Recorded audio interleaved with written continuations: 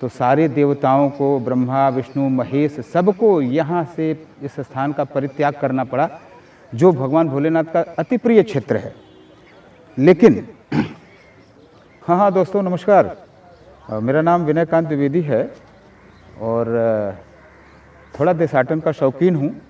हमारा चैनल है घूम घाम के, और आप हमारे साथ आइए, घूम घाम के को एंजॉय किया जाए। अगर हमारी चीज़ें इस घूम घाम की यात्रा में आपको अच्छी लगें तो इस चैनल को सब्सक्राइब कीजिएगा, लाइक कीजिएगा और शेयर करिएगा। आइए, इस यात्रा की शुरुआत आज हम करते हैं बनारस के 80 घाट से। तो इस यात्रा में मैं सबसे पहले तो बता दूं कि यह 84 घाटों का शहर है। खिड़किया घाट से 80 घाट के बीच में टोटल 84 घाट आते हैं। और जैसा कि शहर का नाम आप सब जानते हैं, बनारस है, जब रसों से सिक्त है, भरा हुआ है। दूसरा वाराणसी, वरुणा और असी के बीच में स्थापित यह शहर वाराणसी, और इसका बहुत ही पौराणिक नाम है जिसका नाम काशी है, जो माँ जानवी गंगा जी के किनारे बसी हुई है अर्धचंद्राकार स्वरूप में। और इसे आनंद वन भी कहा जाता है, जहाँ भगवान भोलेनाथ माँ भगवती के साथ आनंद विचरण करते हैं।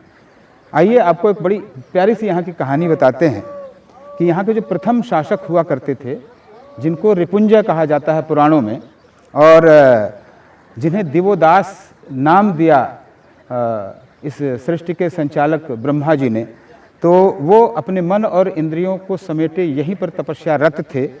ब्रह्मा जी जब उनकी तपस्या से प्रसन्न हुए तो उन्होंने उनको वरदान दिया और कहा कि आपके जो गुण हैं उसके हिसाब से इस पृथ्वी पर आप शासन करें और एक सुशासन की स्थापना करें।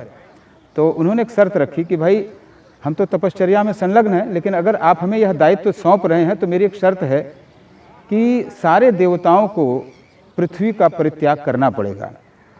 और जब ब्रह्मा जी ने तथास्तु कहा तो सारे देवताओं को, ब्रह्मा विष्णु महेश, सबको यहाँ से इस स्थान का परित्याग करना पड़ा, जो भगवान भोलेनाथ का अति प्रिय क्षेत्र है। लेकिन उनकी उत्कट अभिलाषा थी कि जब तक उनमें कोई दोष न पाया जाए, दोष आने पर भी ही उनको यहाँ से हटाया जा सकता है। तो उस प्रसंग में मैं आपको एक चीज़ बताना चाहता हूँ कि चूँकि इस भोलेनाथ यहाँ रहना चाहते थे, इसलिए सबसे पहले उन्होंने भेजा किसको? उन्होंने भेजा 64 योगिनियों को। वो यहाँ आई, इनकी समीक्षा करी, कोई दोष नहीं पाई और यहीं स्थापित हो गई। और आप सबको पता है कि बनारस में 64 योगिनी का भी मंदिर है। उसके बाद भगवान सूर्य को भेजा गया। भगवान सूर्य आए, उन्हें भी इसमें कोई दोष नहीं दिखाई पड़ा और वह भी अपने यहाँ 12 स्वरूप के साथ स्थापित हो गए। और इससे भगवान भोलेनाथ की उत्कट अभिलाषा और कि ये लोग गए तो कहाँ गए, अब कहाँ रह गए।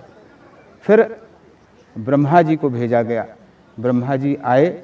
आप सब जानते हैं बनारस का एक ऐसा घाट जिसका नाम दशाश्वमेध घाट है।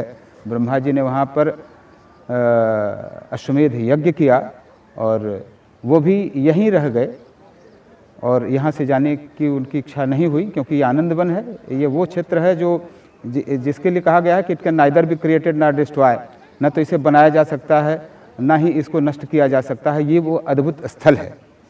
फिर गणेश जी को भगवान भोलेनाथ ने जब यहाँ भेजा तो गणेश जी ब्राह्मण स्वरूप में यहाँ आए और उन्होंने पहले तो जो उनकी रानियाँ थी उनको अपने पांडित्य से प्रभावित किया, और फिर दिवोदास जो राजा थे वो भी आए और उन्होंने अपने मुक्ति का मार्ग पूछा। तो उन्होंने कहा कि अब से 18 दिन बाद एक कोई श्रेष्ठ बंदा आएगा, आपको वो मुक्ति मार्ग बताएगा। अंत में भगवान विष्णु, जो पंचगंगा घाट है आप सब जानते हैं, आए और उन्होंने बताया। फिर उसके बाद उनको मुक्ति मार्ग बताया और फिर यहाँ से दिवोदास ने इसका परित्याग किया और फिर से भगवान भोलेनाथ का यहाँ आगमन हुआ।